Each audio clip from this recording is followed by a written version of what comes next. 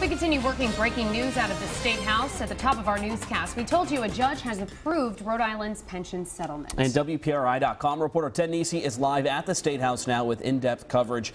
Ted, this is a huge deal. So let's kind of just reset for a second, take a step back and go over just why this has such huge implications for Rhode Island.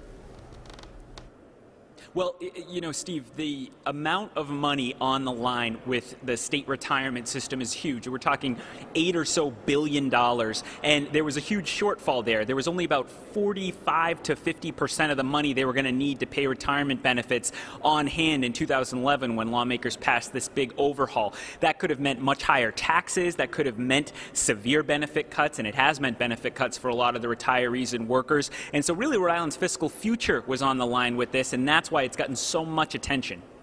So, Ted, with this agreement now, with this decision, does this mean the pension fund is actually healthy?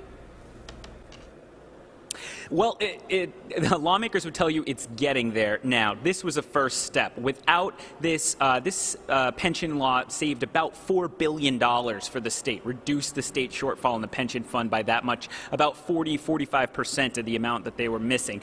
But the problem is it's only about 56% funded even with the settlement, a bit more than half. So it's going to be a lot of years of contributions from taxpayers even with this settlement. But the people on both sides say this is preventing a much worse outcome down the line, like you're seeing in states like Illinois. Talking about this deal, Ted, does this cover everybody? Is this everybody settled now? Almost everyone is settled, Steve, with this deal. This covers, there are about 60,000 workers and retirees impacted by the pension changes. This covers about 59,000 of them. Other than that, you have three groups that refuse to settle: Cranston Police, Cranston Fire, and other active police officers.